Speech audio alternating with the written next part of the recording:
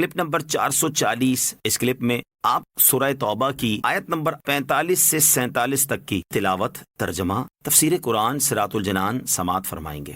بسم اللہ الرحمن الرحیم۔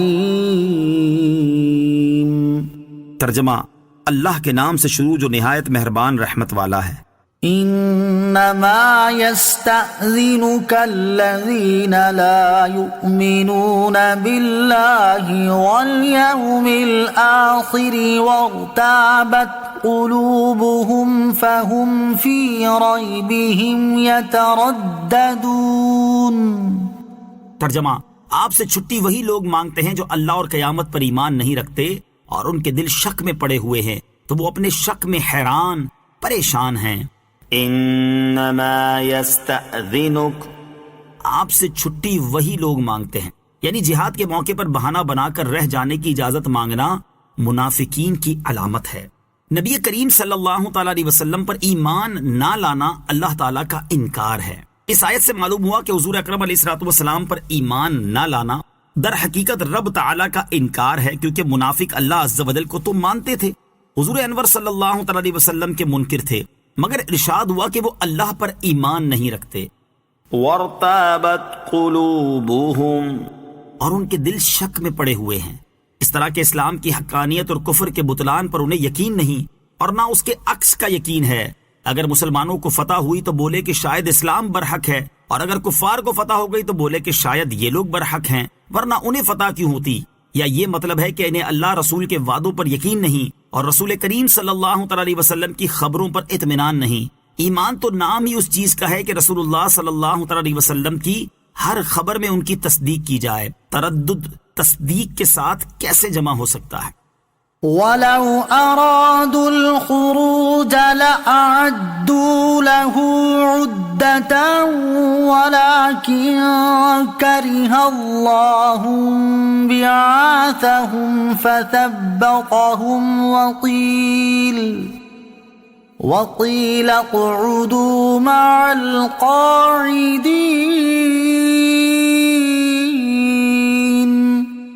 ترجمہ، اور اگر ان کے نکلنے کا ارادہ ہوتا تو اس کے لیے کچھ تو سامان تیار کرتے، لیکن اللہ کو ان کا اٹھنا ہی ناپسند ہے، تو اس نے ان میں سستی پیدا کر دی اور کہہ دیا گیا تم بیٹھے رہنے والوں کے ساتھ بیٹھے رہو۔ ولو ارادوا الخروج،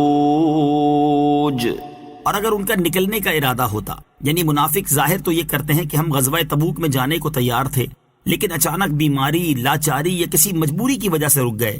یہ جھوٹے ہیں کیونکہ انہوں نے سفر جہاد کی پہلے سے کوئی تیاری ہی نہیں کی۔ اگر ان کا جہاد میں جانے کا ارادہ ہوتا تو کچھ تیاری تو کرتے۔ بہت سی چیزوں کا اعتبار قرائن سے بھی ہوتا ہے۔ اللہ عز و جل کا علم تو یقیناً قطعی ہے، لیکن ہمارے لیے اس میں ایک نقطہ یہ ہے کہ بہت سی چیزوں کا اعتبار قرائن سے بھی کیا جاتا ہے۔ جیسے یہاں منافقین کا جہاد کے لیے کوئی تیاری نہ کرنا اس بات کا قرینہ ہے کہ انہوں نے جہاد کا ارادہ ہی نہیں کیا تھا۔ وقیل اقعدوا مع القاعدین، اور کہہ دیا گیا تم بیٹھے رہنے والوں کے ساتھ بیٹھے رہو۔ اس کا معنی یہ ہے کہ جب منافقین نے تاجدار رسالت صلی اللہ تعالی علیہ وسلم سے جہاد میں شریک نہ ہونے کی اجازت طلب کی تو ان سے کہہ دیا گیا کہ تم بیٹھے رہنے والوں یعنی عورتوں، بچوں، مریضوں اور معذوروں کے ساتھ بیٹھے رہو۔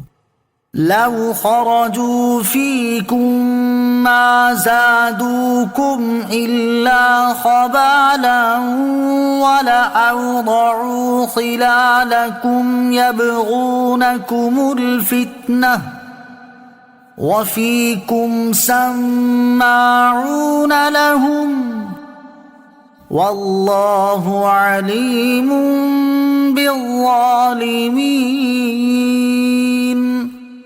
ترجمہ، اگر وہ تمہارے ساتھ نکلتے تو یہ تمہارے نقصان میں اضافہ ہی کرتے اور تمہارے درمیان فتنہ انگیزی کرنے کے لیے دوڑتے پھرتے، اور تمہارے اندر ان کے جاسوس موجود ہیں اور اللہ ظالموں کو خوب جانتا ہے۔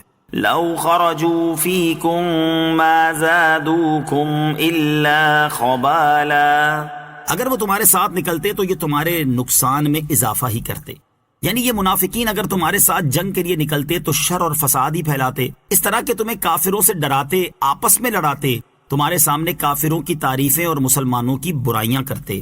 مسلمانوں کو کافروں سے ڈرانا منافقوں کا کام ہے، اس سے معلوم ہوا کہ منافق ظاہری نیکی بھی کئی مرتبہ بری نیت سے کرتا ہے۔